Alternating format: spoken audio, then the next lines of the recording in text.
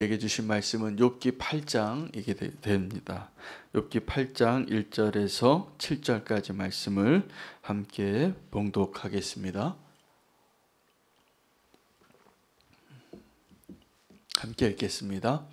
수아 사람 빌닷이 대답하여 이르되 내가 어느 때까지 이런 말을 하겠으며 어느 때까지 내 입의 말이 거센 바람과 같겠는가. 하나님이 어찌 정의를 굽게 하시겠으며 전능하신 이가 어찌 공의를 굽게 하시겠는가.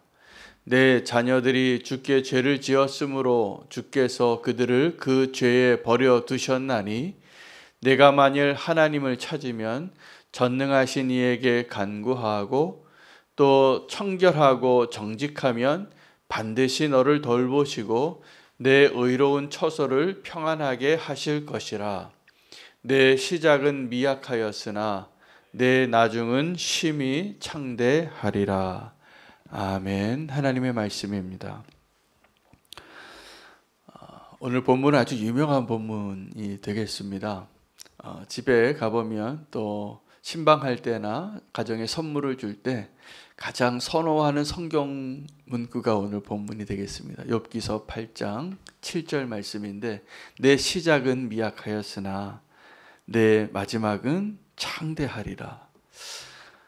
고난 가운데 있는 사람에게 소망이 되기도 하고 또 지금 어떠한 일을 겪는 것보다 지금 미래가 더 소망이 있는 이야기이기 때문에 정말 위로가 되는 그 문장 하나로 봤을 때는 진리가 맞습니다.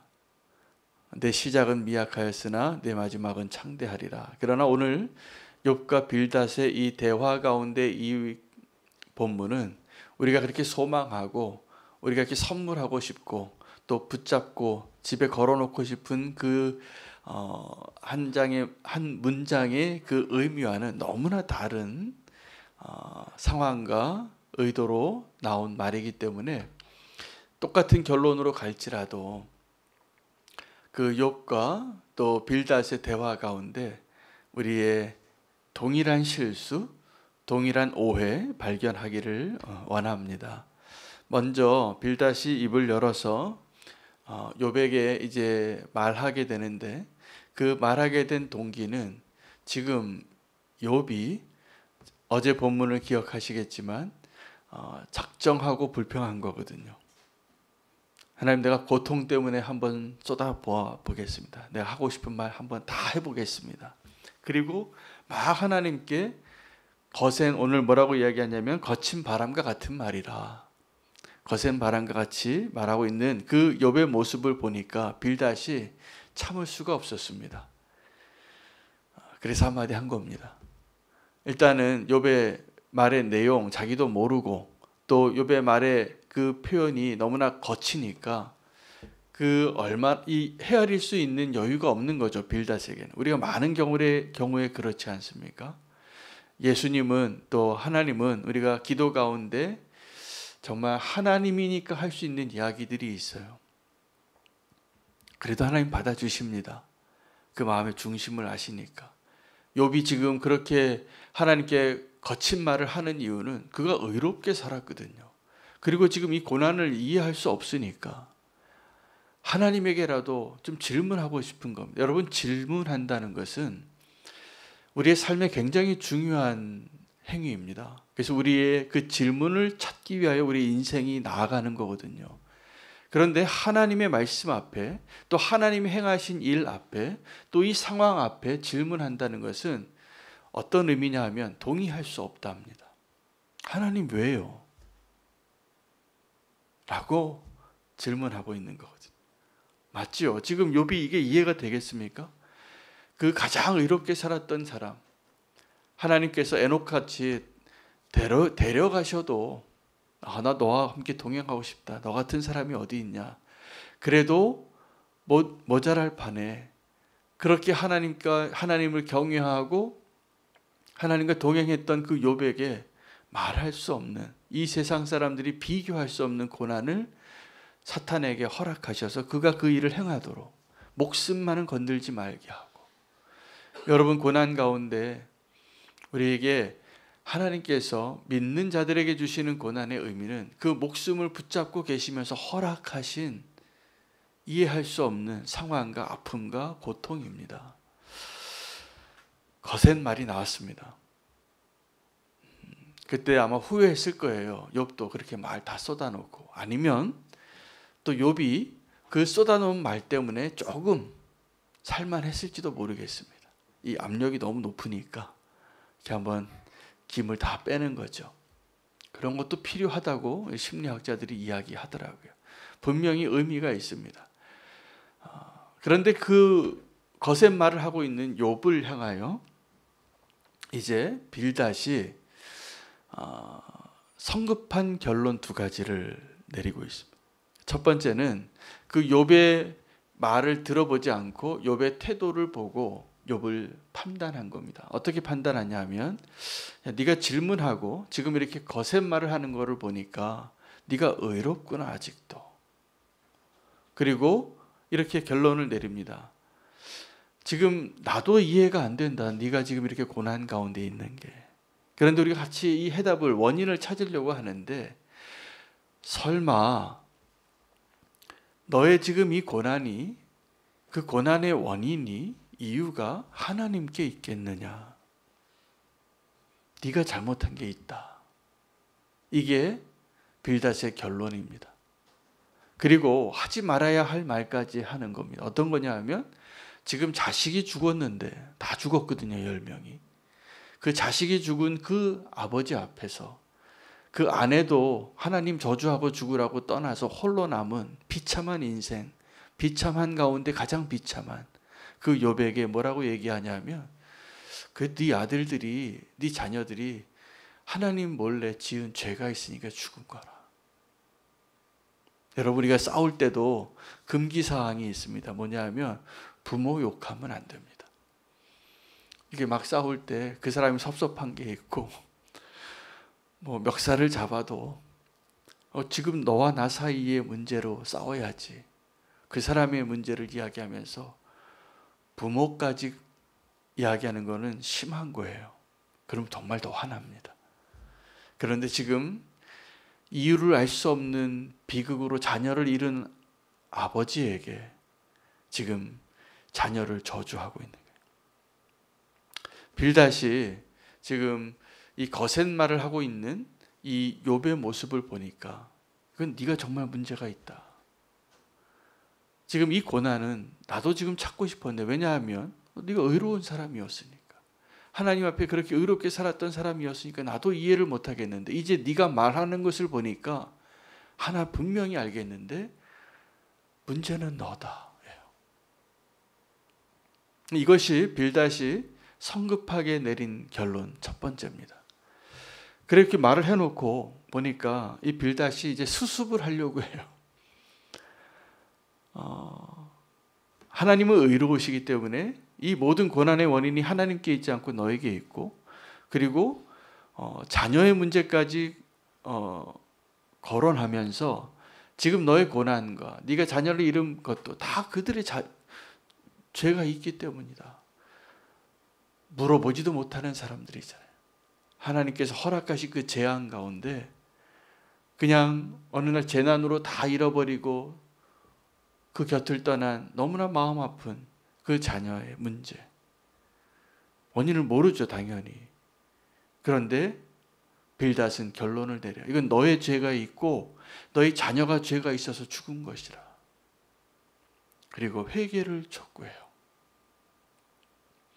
이 빌닷이 욥을 위로하기 위하여 두 번째 잘못된 성급한 결론은 이겁니다. 자, 이제 첫 번째는 네가 잘못한 게 있어서 지금 이 고난을 당하고 있다. 두 번째는 오늘 그 7장 7절에 내 시작은 미약하였으나 내 나중은 마지막은 심히 창대하리라. 이 결론을 향하여 가면서 자기가 내린 해답이 있어요. 조건이 있어요. 두 가지 조건을 이야기합니다. 네가 만약에 하나님께 온전히 간구하고 하나님 앞에 온전히 순결하고 그리고 하나님께 지은 죄가 정직하면 하나님께서 반드시 너를 돌보시고 내 의로운 처소를 평안하게 하실 것이다. 그리고 한 말이에요. 내 시작은 미약하였으나 네 나중은 창대하리라. 잘 될 거다. 위로가 되십니까? 네. 위로가 안 될 말입니다. 왜냐하면 조건부터 잘못됐어요. 이 조건절이 뭐냐 하면 네가 지금 하나님께 간구하고 지금 욥은 하나님께 부르짖고 있어요. 그 고난 가운데 그래도 하나님을 저주하지 않고 하나님께 나아가서 쏟아놓은 게 그게 기도였거든요. 그런데 빌닷이 보기에는 네가 지금 하나님께 나아가고 있지 않다는 거예요. 결론을 내립니다. 원인도 너가 잘못하고 너의 문제가 있기 때문에 지금 이 고난이라는 것. 그리고 이제 그 해답을 제시하면서도 네가 하나님께 구하고 네가 깨끗하고 정직하면 하나님께서 평안하게 해주시리라. 여기에는 이 빌닷의 두 번째 성급한 결론이죠. 이 성급한 결론에는 이해할 수 없는 하나님의 은혜가 들어설 자리가 없습니다. 여러분, 하나님의 은혜는 지금 욥이 당하고 있는 이해할 수 없는 고통처럼 우리가 이해할 수 없는 하나님의 은혜에는 조건이 없어요. 놀랍게도. 우리가 믿음을 갖지 않고 하나님을 거부하고 여전히 하나님을 인정하지 않고 떠나서 방황할 수는 있지만 하나님이 주시는 은혜에는 조건이 없어요. 그런데 지금 빌닷은 무엇을 이야기하고 있냐면 조건을 이야기하는 거예요. 이것이 온전한 하나님의 은혜, 온전한 하나님의 복음을 무너뜨리는 가장 위험한 적입니다. 그래서 바울은 자기가 세운 그 교회 세우고 또 다른 하나님의 나라를 개척하고 선교의 사명을 감당해야 하기 때문에 평생 그곳에서 사역을 하지 못했습니다. 그게 하나님의 부르심이었고 사명이었기 때문에 맡겨주신 일이었기 때문에 계속 적게는 한 3달 정도 또 많게는 한 3년 정도 한 교회를 섬기고 또 다른 교회를 계속 개척했던 거예요. 그게 바울의 전도 여정이에요. 근데 그렇게 개척을 해놓고 떠나고 들려오는 소식을 보니까 가짜 선지자들이, 거짓 스승들이 와서 바울이 그렇게 예수 그리스도의 십자가와 예수 그리스도의 부활로 온전한 복음을 전하고 누구든지 헬라인이나 유대인이나 예수 그리스도를 믿는 자는 다 구원을 얻는다고 그렇게 가르쳐주고 예배하고 심어주고 왔는데 그 하나님의 복음을 무너뜨리는 자들을 알게 된 거예요. 그들이 와서 뭐라고 이야기하냐면 오늘 빌닷이 욥에게 이야기했던 것과 동일한 이야기를 한 것입니다. 그래도 할례를 좀 받아야 된다. 그래도 유대인이 먼저 되어야 한다. 그래도 율법을 꼭 지켜야 한다. 그 옷을 입어야 너의 구원이 안전하다. 아닙니다. 바울은 그 율법에서 복음을 전하고 그 율법을 무너뜨리고 이제 몽학 선생이 하던 데까지의 수준에서 머물러 있는 것이 아니라 정말 아버지의 사랑으로 온전한 은혜를 전했는데 그 은혜를 무너뜨리는 걸 견딜 수 없었던 겁니다. 여러분, 우리가 하나님의 은혜를 거저받아서 사실은 이 은혜를 붙잡고 이 은혜를 누리고 이 은혜 안에 사는 것이 생각보다 쉽지 않습니다. 우리 은혜를 원하지만 여전히 그 은혜가 날아갈 것 같아요. 그래서 우리가 뭘 하냐 하면 자꾸 행위로 내가 하나님을 위하여 무언가를 그 보탬으로 여러분 우리가 구원받고 여러분 구원받는 그 구원의 여정이 지금 우리도 그 구원의 여정 가운데 표대를 향하여 내가 이미 다 잡았다고 여기지 아니하고 믿음으로 살아야 하는 그 시간들을 갈 때 그것이 믿어지지 않고 두려워지고 지금 이 욥과 같이 고난 가운데 있을 때 하나님이 정말 날 사랑하시는가? 하나님이 나를 버린 것 아닌가? 그런 의심이 들 때 잘 선택하셔야 됩니다. 이 빌닷의 충고처럼 그것을 위해서 나의 의로움, 사람들이 그때부터 금식기도 40일 하는 거예요. 그때부터 작정 헌금하고, 그때부터 내가 선한 일을 안 하던 것도 하고, 그 내 행위로 하나님께 좀 잘 보이려고. 그게 지금 빌닷이 욥에게 말해주고 있는 해답인 것입니다. 제가 보니까 빌닷이 적어도 두 가지 결론을 잘못 내렸어요. 하나는 이 상황 가운데 문제가 욥에게 있다. 네가 잘못한 게 있지 않느냐. 그 결론을 이미 내리고 물어보는 거예요.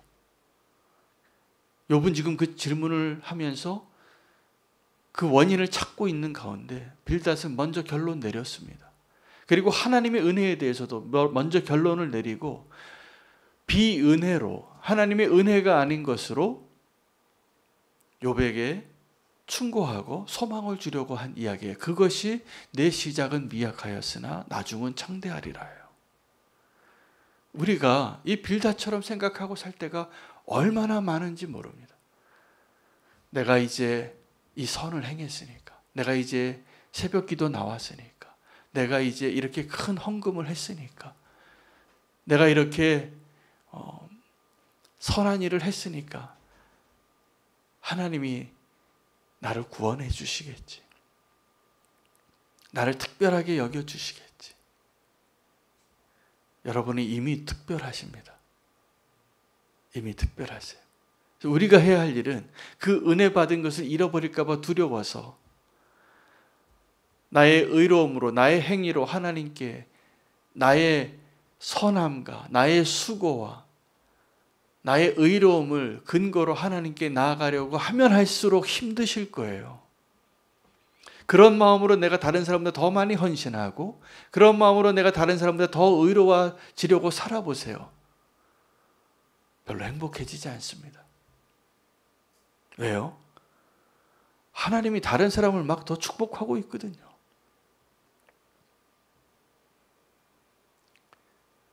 그 포도원의 일꾼과 똑같은 생각이 들거든요. 나 이렇게 수고했는데 하나님 어떻게 저 사람하고 나를 똑같이 급여를 주세요. 날 좀 더 주든지 저 사람을 좀 덜 주든지, 그래야 내가 행복해지는 사람이 됩니다. 언제요? 빌닷에 충고한 대로 살게 되면. 네가 하나님께 구하고, 네가 깨끗하고, 네가 정직하고 의로우면 잘 될 거다. 물론 하나님께서 은혜 받은 자들에게, 우리 같은 하나님이 이미 구원을 허락하신 그 한 분 한 분들에게 우리에게 원하는 삶은 바로 그러한 삶이긴 합니다. 그러나 그것이 조건은 아닙니다. 내가 그렇게 살았기 때문에 하나님께 요구할 수 있는 권리가 없어요. 그 하나님 우리에게 주시는 은혜는 그것 때문에 주신 것이 아니에요.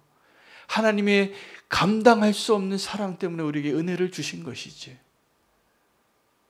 여러분, 우리는 하나님의 은혜를 받는 그 훈련부터 할 필요가 있어요. 아무 조건 없이 내가 정말 심판받을 만한, 멸망당할 만한, 다 죽을 것 같은 그러한 자이기 때문에 하나님이 은혜를 주셨는데 우리 자꾸 착각해요. 내가 그래도 저 사람보다 착하니까 하나님 지금 나에게 이렇게 잘 먹고 잘 살게 해주신 것이구나. 그리고 이렇게 충고합니다. 쓰러져 있는 욥에게 빌닷이 충고하듯이 이렇게 좀 똑바로 살라고. 그럼 하나님 축복해 주실 거라고.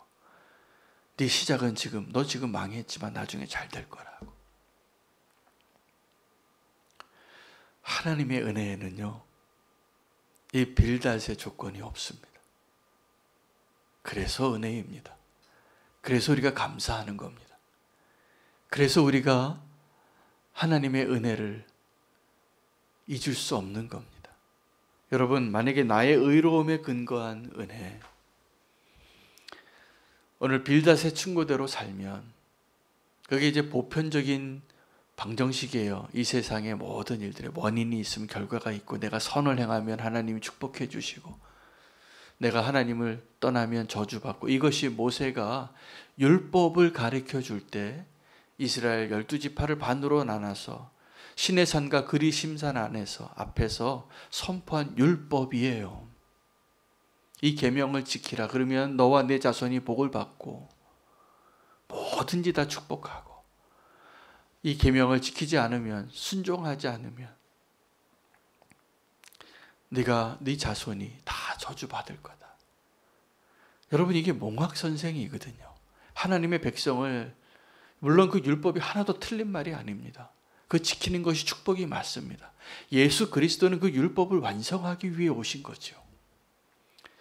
이제 그 율법을 줄 때 이 율법을 지키라고, 무엇이 옳은 것이고 무엇이 그른 것이고 무엇이 정결한 것이고 무엇이 정결하지 않은 것인가를 가르쳐 주기 위하여 모세가 일하고 충성했어요.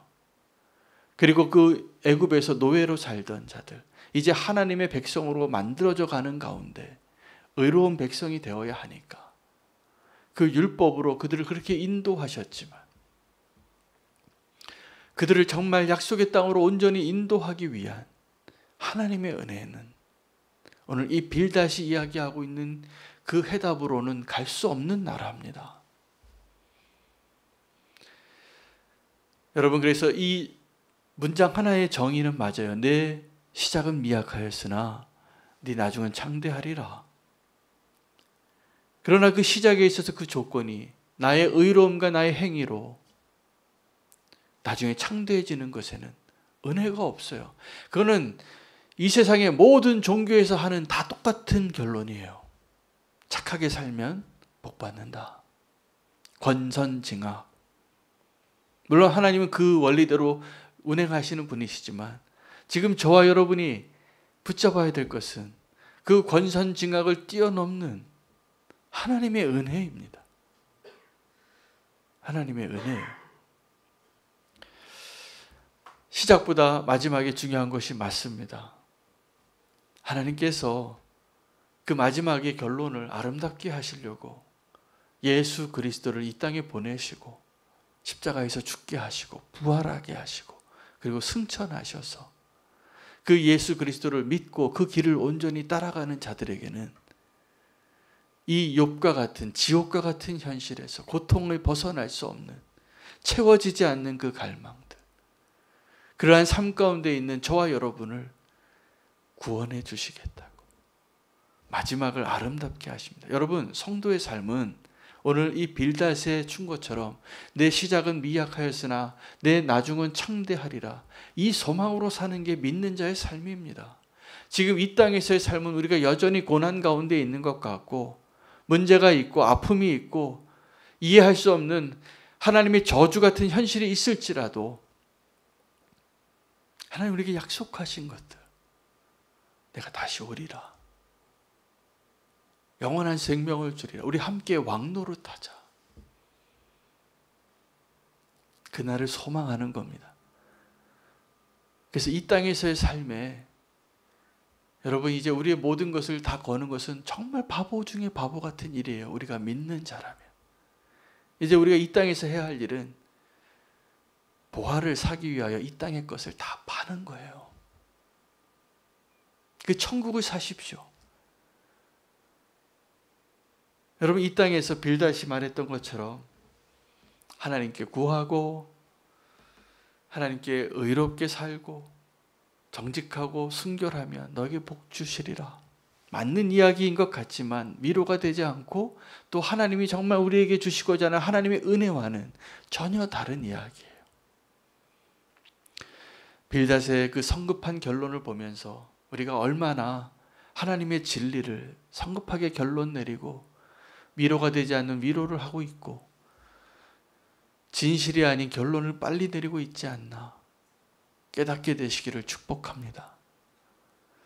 말씀대로 우리는 아무것도, 그래서 하나님의 은혜가 어떻게 역사할지 모르는 거예요. 지금 저 망해버린 것 같은 욥과 같은 사람을 보면서 우리는 빌닷과 같은 충고를 해서는 안 됩니다. 우리가 은혜로 구원받은 것처럼 이제 은혜로 모든 상황과 또 내 사랑하는 가족과 친구와 소중한 사람들을 대할 수 있는 한 분 한 분 되시기를 원합니다. 우리 오늘도 말씀 붙잡고 기도하고 또 오늘 마지막 성회 셋째 날 우리 이지선 강사님 오늘 집회를 위해서 저 멀리서 포항에서 와요. 기차 타고 그 시간에 맞춰서 그래서 하나님이 또 그 삶으로 또 고백할 나눔이 우리에게 정말 진정한 위로가 되고 소망이 되기를 원하고 그 이지선 교수님의 인생 가운데 역사하셨던 그 하나님을 발견할 수 있게 되기를 원합니다.